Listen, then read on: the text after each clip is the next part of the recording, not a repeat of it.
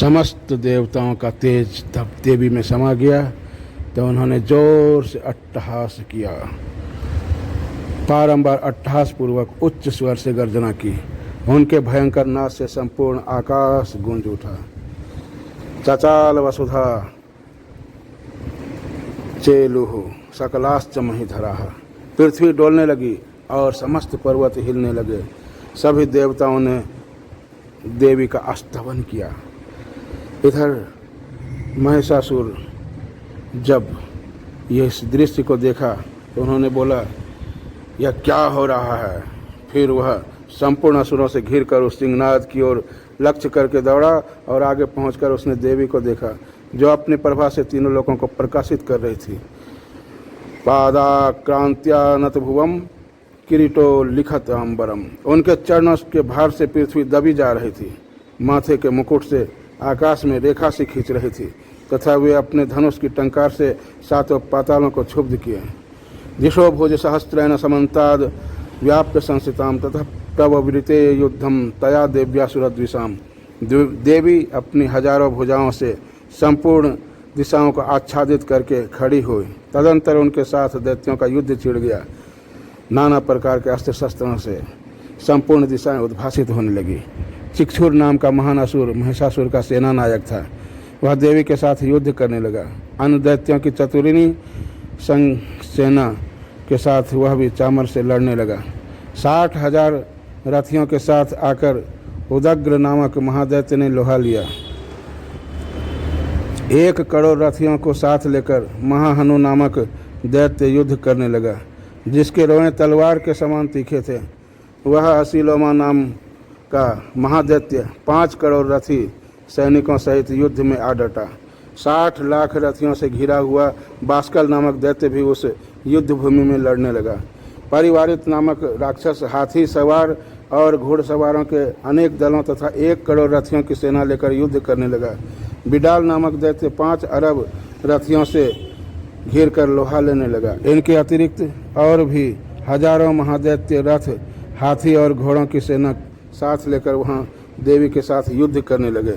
स्वयं महिषासुर उस रणभूमि में कोटि सहस्र रथ, हाथी और घोड़ों की सेना से घिरा हुआ खड़ा था। वे दैत्य देवी के साथ तोमर, भिंदीपाल, शक्ति, मुसल, खड्ग, परशु और पट्टिस आदि अस्त्र शस्त्रों का प्रहार करते हुए युद्ध कर रहे थे। कुछ दैत्यों ने उन पर शक्ति का प्रहार किया, कुछ लोगों ने पास फेंके, कुछ दूसरे दैत्यों ने खड्ग प्रहार करके देवी को मार डालने का उद्योग किया। देवी ने भी क्रोध में भरकर खेल खेल में अपने अस्त्र शस्त्रों की वर्षा करके दैत्यों के वे समस्त अस्त्र शस्त्र काट डाले। उनके मुख पर परिश्रम या थकावट का रंच मात्र भी चिन्ह नहीं था।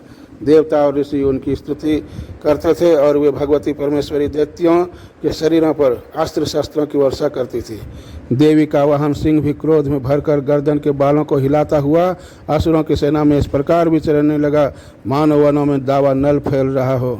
रणभूमि में दैत्यों के साथ युद्ध करती हुई अंबिका देवी ने जितने निश्वास छोड़े वे सभी तत्काल सैकड़ों हजारों गणों के रूप में प्रकट हो गए और परशु, भिंदीपाल, खड्ग तथा पट्टिस आदि अस्त्रों द्वारा असुरों का सामना करने लगे। नाशयंतो असुरगणान देवी शक्ति उपबृंहिता। देवी की शक्ति से बढ़े हुए वे गण असुरों का नाश करते हुए नगाड़ा और शंख आदि बजाने लगे। उस संग्राम महोत्सव में कितने ही गण मृदंग बजा रहे थे। तदनंतर देवी ने त्रिशूल से, गदा से, शक्ति की वर्षा से और खड्ग आदि से सैकड़ों महादैत्यों का संहार कर डाला।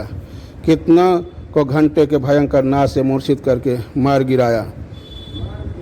कितने ही गदा की चोट से घायल हो धरती पर सो गए।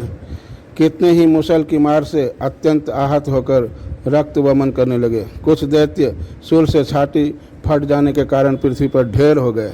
उस रणांगण में बाण समूहों की वृष्टि से कितने ही असुरों की कमर टूट गई। कितने ही बिना सिर के धड़, हाथों में खड्ग, शक्ति और रिष्टि लिए दौड़ते तथा दूसरे महादैत्य ठहरो ठहरो यह कहते हुए देवी को युद्ध के लिए ललकारते थे। जहाँ वह घोर संग्राम हुआ था वहाँ की धरती देवी के गिराए हुए रथ, हाथी, घोड़े और असुरों की लाशों से ऐसी पट गई कि वहाँ चलना फिरना असंभव हो गया। वहाँ देवी के गणों ने भी उन महादैत्यों के साथ ऐसा युद्ध किया जिससे आकाश में खड़े हुए देवतागण उस पर बहुत संतुष्ट हुए और फूल बरसाने लगे। उस शूल को अपनी छाती की ओर देख देवी ने शूल का प्रहार किया। उसने राक्षस के शूल के सैकड़ों टुकड़े हो गए। साथ ही महादैत्य चिक्षुर की भी धज्जियां उड़ गई। वह प्राणों से हाथ धो बैठा। महिषासुर के सेनापति उस महापराक्रमी चिक्षुर के मारे जाने पर देवताओं को पीड़ा देने वाला चामर हाथी पर चढ़कर आया। उसने भी देवी के ऊपर शक्ति का प्रहार किया, किंतु जगदम्बा ने उसे अपने हुंकार से ही आहत एवं निष्प्रभ करके तत्काल पृथ्वी पर गिरा दिया। 3 नेत्रों वाली परमेश्वरी ने त्रिशूल से उग्रास्य उग्रवीर तथा महाहनु नामक दैत्यों को मार डाला।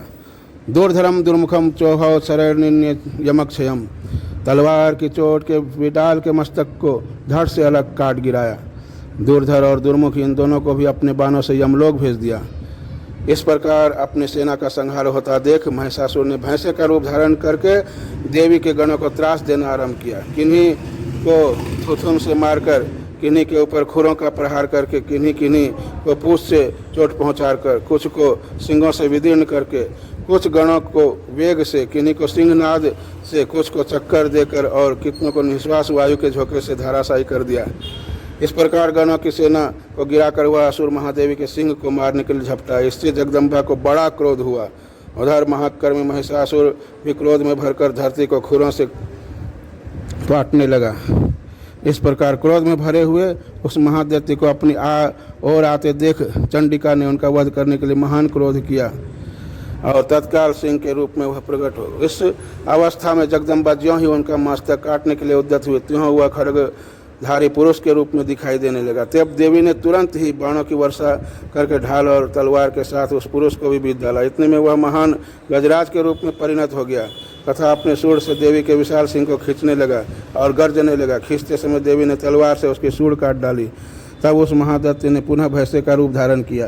तब क्रोध में भरी हुई जगन माता चंडिका बारंबार उत्तम मधु का पान करने और लाल आंखें करके हंसने लगी। देव्युवाच गर्ज गर्ज क्षणम मूढ़ मधु यावत् पिबाम्यहम मया त्वयि हन्ते अत्रैव गर्जिष्यन्त्या सुदेवता। ओ मूढ़, मैं जब तक मधु पीती हूँ तब तक तू क्षण भर कर खूब गर्ज ले। मेरे हाथों से यहीं तेरी मृत्यु हो जाने पर अब शीघ्र ही देवता भी गर्जना करेंगे। यूँ कहकर देवी उछली और उस महादैत्य के ऊपर चढ़ गई। फिर अपने पैरों से उसे दबाकर उन्होंने शूल से उनके कंठ में आघात किया। उनके पैर से दबा होने पर भी महिषासुर अपने मुख से अभी आधे शरीर से ही वह बाहर निकलने पाया था कि देवी ने अपने प्रभाव से उसे रोक दिया। आधा निकला होने पर भी वह महादैत्य देवी से युद्ध करने लगा। तब देवी ने बहुत बड़ी तलवार से उसका मस्तक काट गिराया। फिर तो हाहाकार करती हुई दैत्यों की सारी सेना भाग गई तथा संपूर्ण देवता अत्यंत प्रसन्न हो गए। देवताओं ने दिव्य महर्षियों के साथ दुर्गा देवी का स्तवन किया। गंधर्वराज गाने लगे तथा अप्सराएं नृत्य करने लगी। देवी ने बहुत बड़ी तलवार हाथ में लेकर हंग का उच्चारण करके चंड पर धावा किया और उसके केस पकड़कर उसी तलवार से उसका मस्तक काट डाला। चंड को मारा देखकर मुंड भी देवी की ओर दौड़ा। तब देवी ने रोष में भरकर उसे भी तलवार से घायल करके पृथ्वी पर सुला दिया। महाकर्मी चंड और मुंड को मारा गया देख मरने से बची हुई बाकी सेना भय से व्याकुल होकर चारों ओर भाग गई। तदनंतर काली ने चंड और मुंड का मस्तक हाथ में लेकर चंडिका के पास जाकर प्रचंड अट्टहास करते हुए कहा, देवी, मैंने चंड और मुंड नामक इन 2 महापशुओं को तुम्हारे भेंट किया। अब युद्ध यज्ञ में तुम शुंभ और निशुंभ का स्वयं ही वध करना। ऋषि कहते हैं, वहाँ लाए हुए उन चंड मुंड नामक महादैत्यों को देखकर कल्याणमयी चंडी ने काली से मधुर वाणी में कहा,